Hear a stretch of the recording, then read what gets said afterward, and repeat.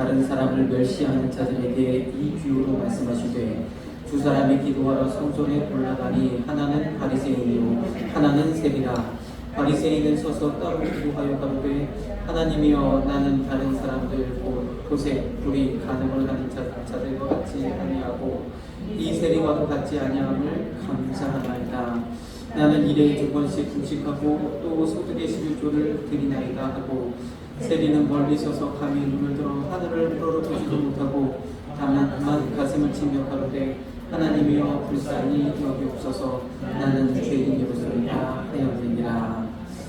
내가 너희에게 이르노니 이 사람이 저보다 의롭다 하심을 받고 집에 내려갔느니라. 무릇 자기를 높이는 자는 낮아지고 자기를 낮추는 자는 높아지리라 하시니라. 아멘. 그래서 하나님께서 바리새인의 그런 기도는 그 의로운 기도는 받지 않으시고 세리의 그런 회개의 기도는 받으시는 분 있습니다. 그래서 오늘 우리가 말씀의 제목처럼 회개와 눈물의 의미를 좀 살펴보려고 하는데요. 아시는 것처럼 회개는 두 가지가 있죠. 우리가 하나님을 영접하고 하나님의 자녀가 되어지면 우리의 신분이 바뀌어지는 회개가 있습니다. 내가 죄인인 것을 고백하고 하나님의 백성으로 새롭게 오늘 낮의 말씀처럼 천국 백성의 삶을 살아가는, 이제 세상과 관계없이 우리에게 주신 천국을 바라보면서 주님이 주신 은혜와 복을 누리며 살아가는 그런 신분으로 변화된 이런 회개가 있죠. 그래서 우리 인생 가운데 정말 철저하게 한 번쯤은 회개하고 돌이키는 이런 경험들, 이런 과정들을 통해서 하나님께서 이전과는 완전히 다른 그런 거듭남의 은혜를 우리에게 베풀어 주시는 줄 믿습니다. 또 한 가지 회개는 우리가 늘 또 회개 말씀 이야기하지만 하는데 또 한 가지 회개는 하나님과의 관계를 회복하는 또 회개가 있어요. 우리 삶 속에서 날마다 하나님 앞에 물로 씻어 깨끗하게 하심같이 거룩함으로 나아가기 위하여 드려지는 이런 회개의 기도, 하나님과의 관계를 회복해 줄 있습니다. 그래서 이 베드로를 향해서도 발만 씻으면 된다. 목욕한 자는 이미 목욕한 자는 발만 씻으면 된다 말씀하셨죠. 요한복음 15장 2절에도 더 많은 열매를 맺게 하려고 깨끗하게 하신다고 하셨어요. 그래서 주님 의지하고, 그래서 이 회개도 마찬가지로 내가 하나님 앞에 나의 잘못을 드려서 회개하는 것 같지만 하나님의 의롭게 하시는, 하나님의 깨끗하다라고 말씀하시는, 하나님의 거룩하게 하시는, 하나님의 거룩함을 덧입혀 주시는 그런 관계의 회복을 이야기합니다. 그래서 하나님 나는 여전히 난데, 나는 여전히 죄인인데 하나님이 날마다 우리를 그 그리스도의 보혈로 덮어주셔서 의로움을 더하여 주시는 거예요.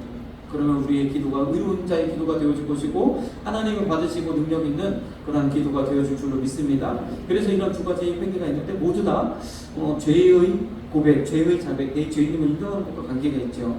오늘 누가복음 18장 13절에 이 세리도 하나님 나를 불쌍히 여기시옵소서 나는 죄인으로서이다 하면서 자신이 죄인인 것을 인정하는 이 기도를 드렸어요.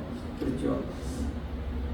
바리새인은 율법으로 흠이 없는데 이 세리는 많은 사람으로부터 지탄을 받는 사람이잖아요. 그가 그 위치에 이르기까지는 수많은 악행과 수많은 그런 정말 이루 말할 수 없는 그런 일들이 있었을 거예요. 그러나 그때까지는 그것이 죄인지 모르고 나의 그런 입신 아니면 나의 성공을 위해서 다 그렇게 달려왔는데 이것이 죄인인 것을 깨닫는 순간 하나님 앞에 정말 설 수 없는, 그래서 가슴을 치면서 엎드려 눈물로 기도하는 이런 세리의 모습. 그런데 우리가 이 세리가 가슴을 치며 흘리는 그 눈물의 의미들을 우리가 좀 살펴보길 원합니다. 주님 말씀하셨어요. 이 세리의 기도가 가장 낮은 자기를 낮추는 기도라고 했습니다. 자기를 낮추는 자는 하나님이 높이시리라 했습니다. 그러면 우리도 날마다 나를 낮추면 하나님께서 우리를 높이신 일만 보내주고 있습니다.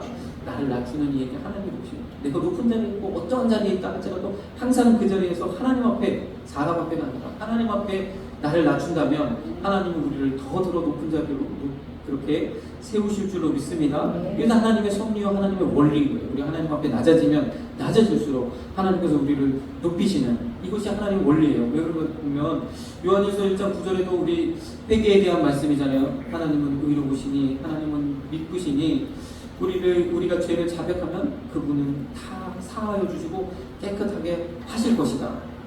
우리 죄를 자백하면 저는 미쁘시고 의로우사 우리 죄를 사하시며 모든 불의에서 우리를 깨끗게 하실 것이요. 아멘. 이 말씀을 통해서 우리가 날마다 회개하기를 촉구합니다. 그래서 이 회개가 어떤 의미냐, 우리가 주님 또 이런 죄를 졌고 또 이런 죄를 졌고 또 이렇게 꼭 이렇게 우리 죄를 자백하는 것이지만 죄의 나열이 자백이 아니에요.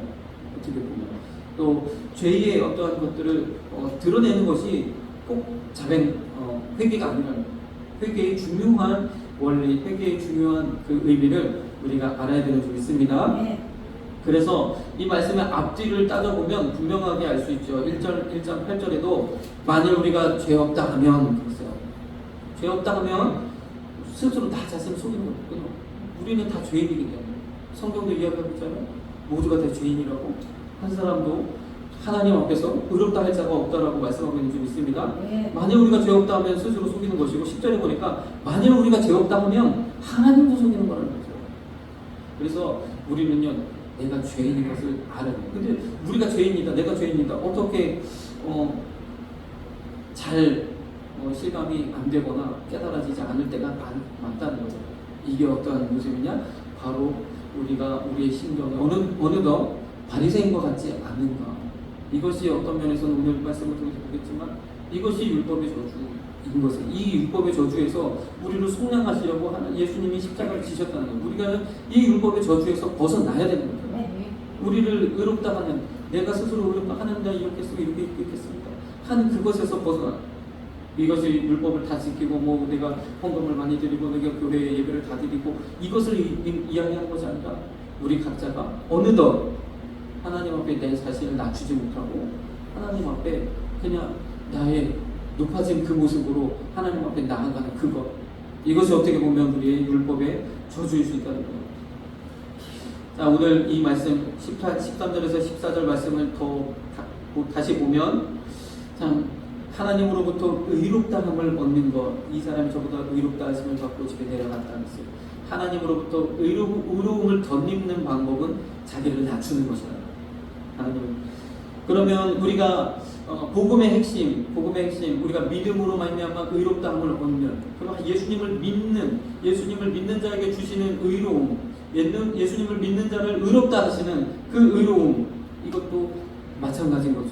우리가 예수님을 믿는다, 예수님을 섬긴다, 예수님을 나의 왕으로 모신다, 이 의미를 우리가 분명하게 알아야 되는 거죠. 로마서 3장에서는 이렇게 말씀하고 있죠. 모든 믿는 자에게 미치는 하나님의 의다.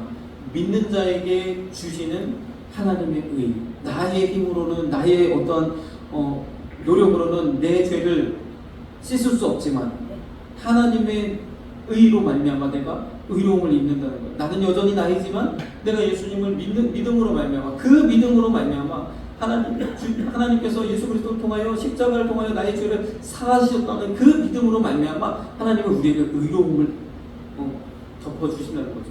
우리는 의롭게 되어졌다는 거예요. 그 은혜를 우리가 기억해야 되는 줄 믿습니다. 그래서 여기 보니까 22절에 보니까 모든 믿는 자에게 미치는 하나님의 의라고 했어요.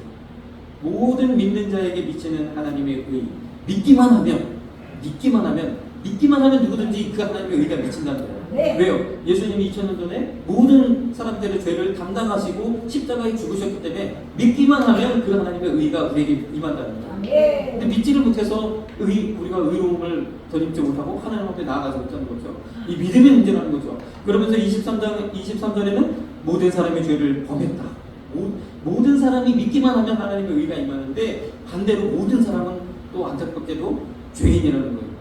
그래서 안 믿으면 그 죄가 그대로 있어서 결국에는 하나님이 죄인들에게 이루시는 형벌, 상황 가운데 나아갈 수밖에 없게 되는 거죠.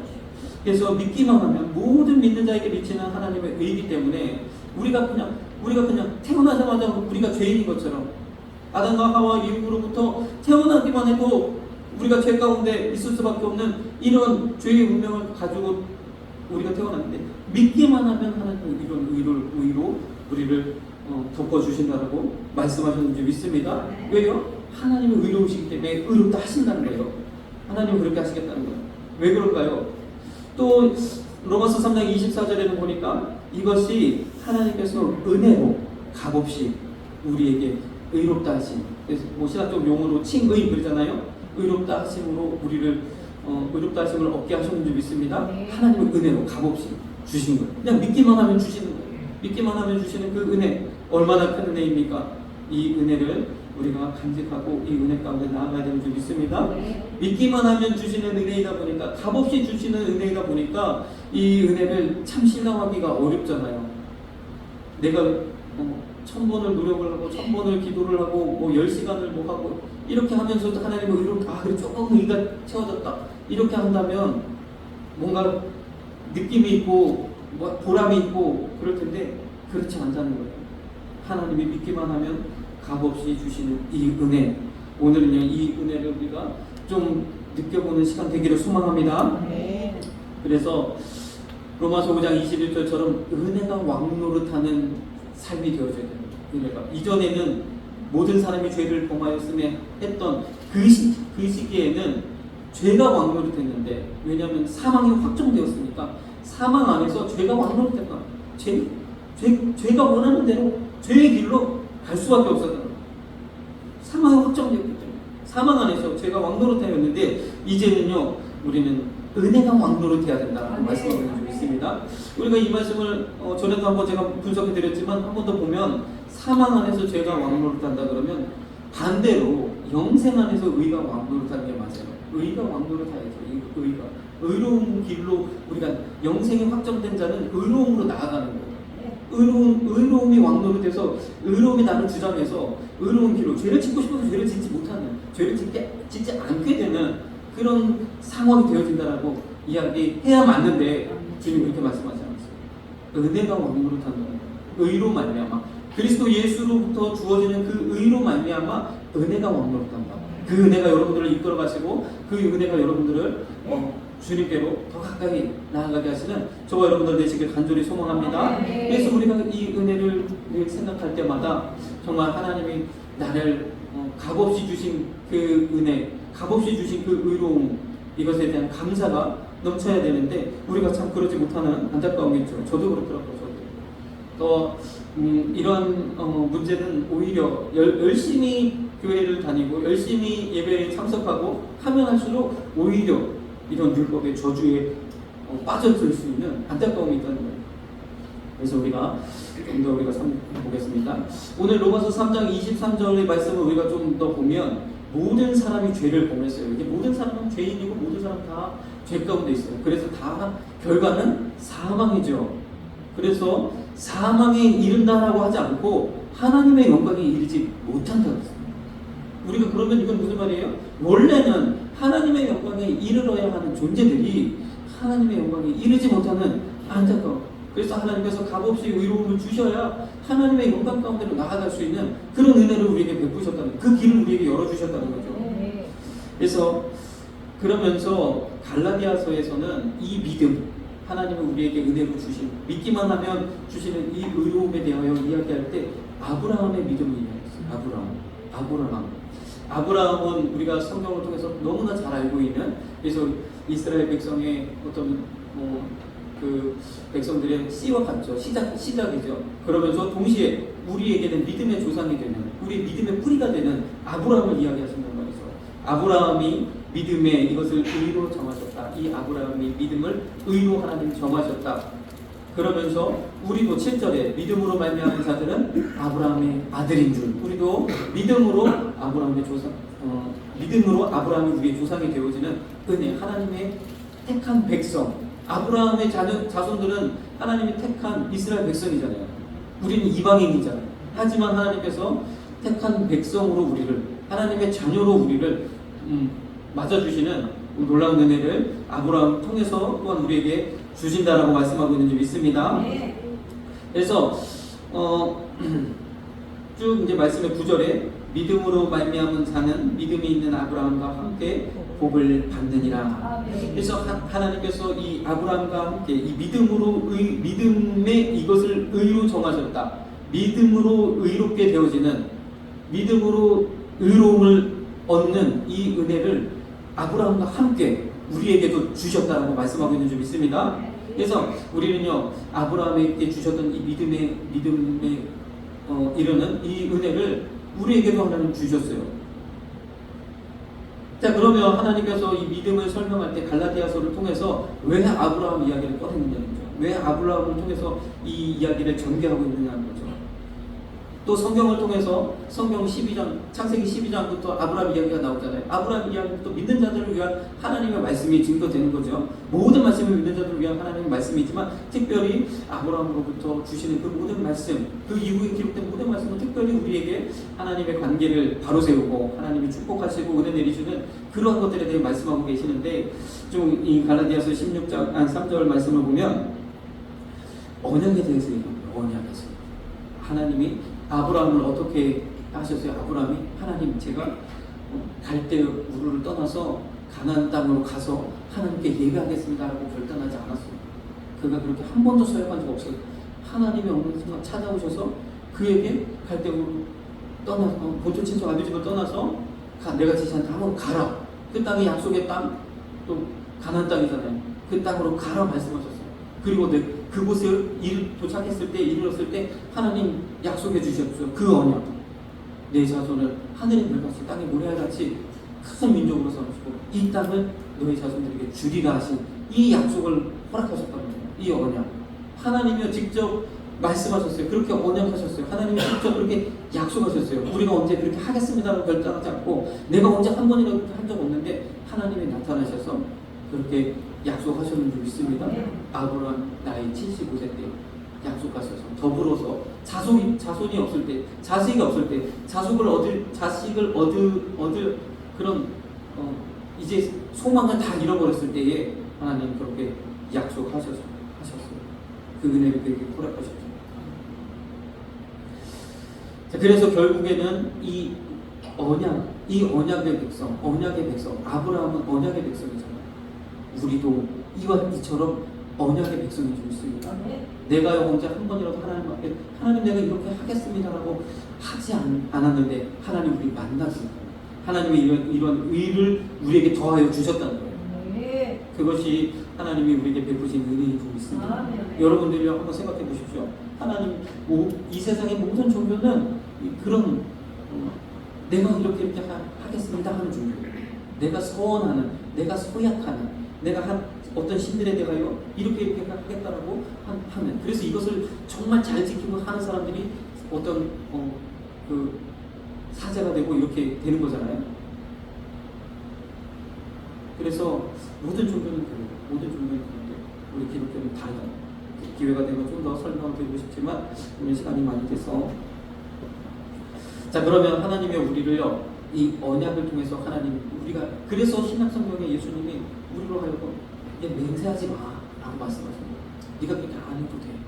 하나님, 저희가 이렇게 하겠습니다. 주를 위해서 이렇게 하겠습니다. 그렇게 안 해도 돼요.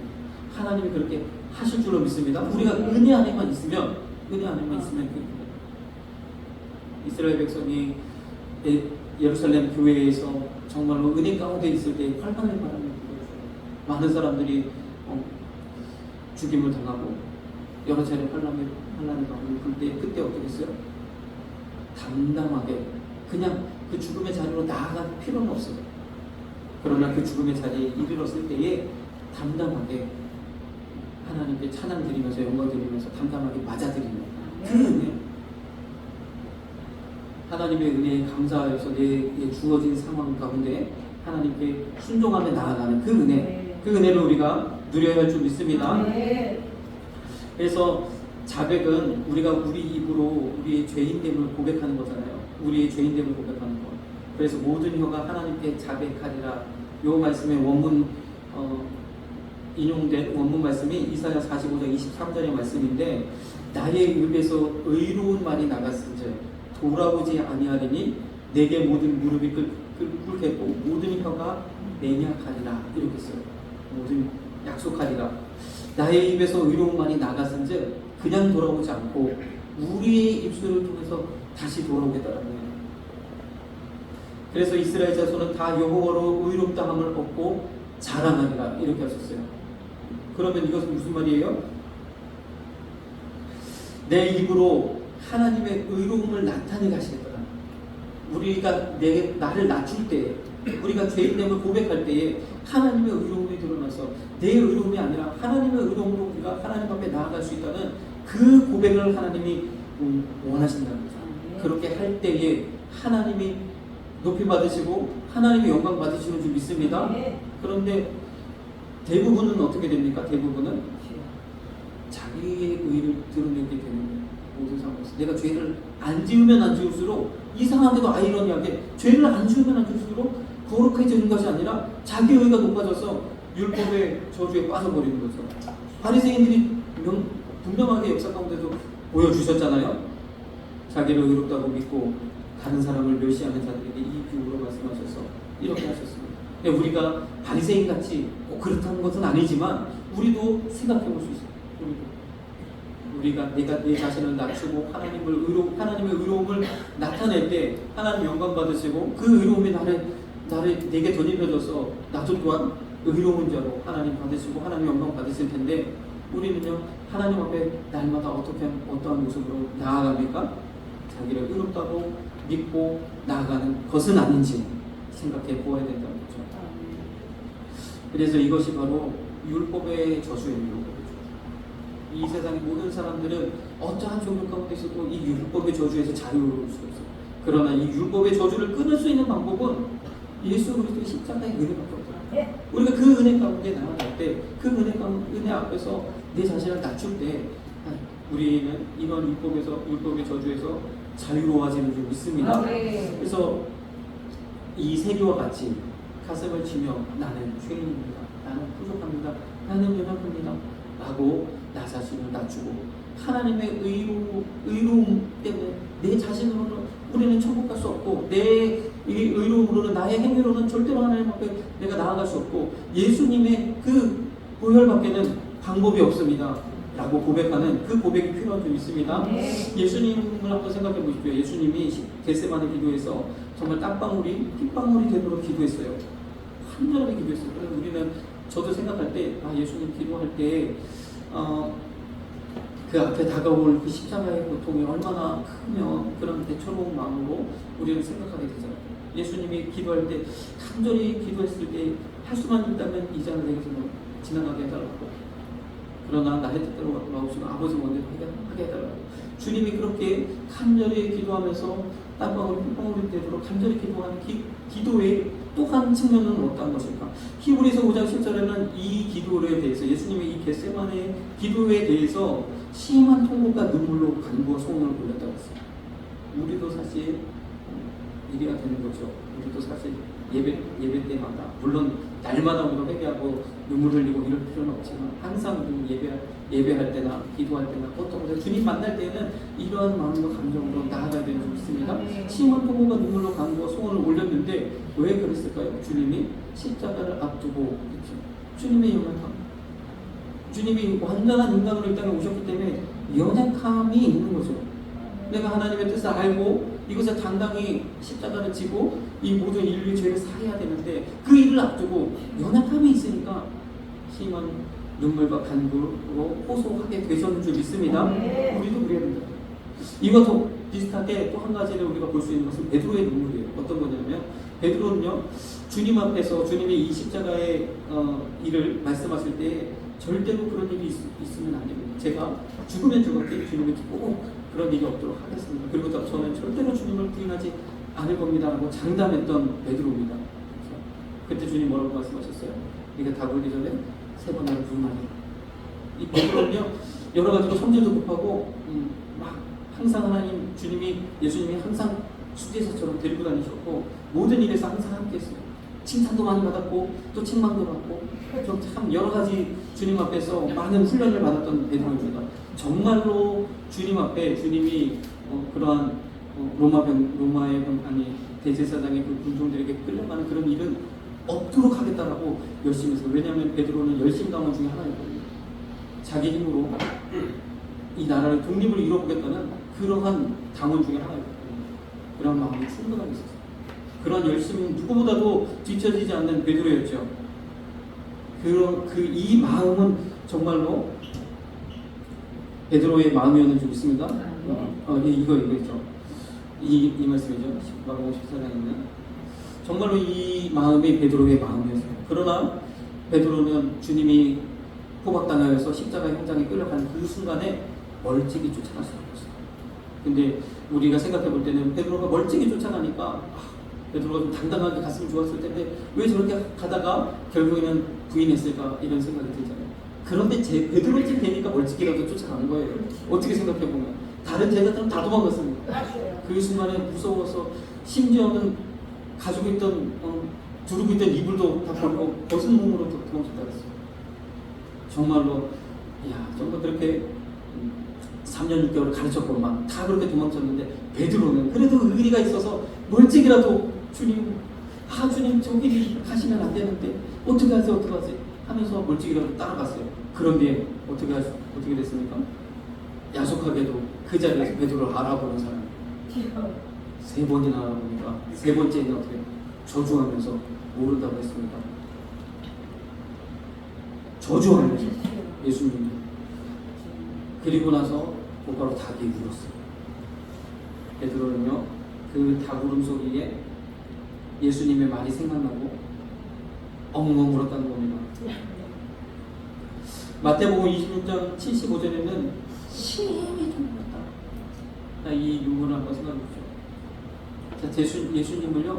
예수님은 그 이후로 로마 병정에 재판을 받고 십자가의 형장에 사형을 집행당하셨죠.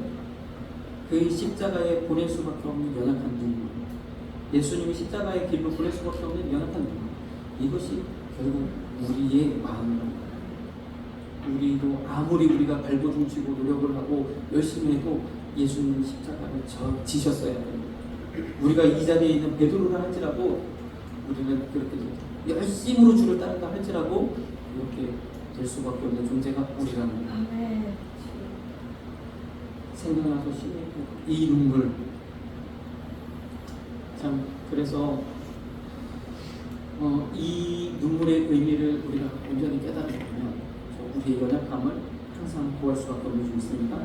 참 예수님은요 이러한 베드로를 찾아오셔서 베드로야 너 나 사랑하니? 이 질문을 하셨어요. 베드로가 1대1로 앉아있는데 베드로와 같이 아침 조반을 잡수시면서 물어보셨어요.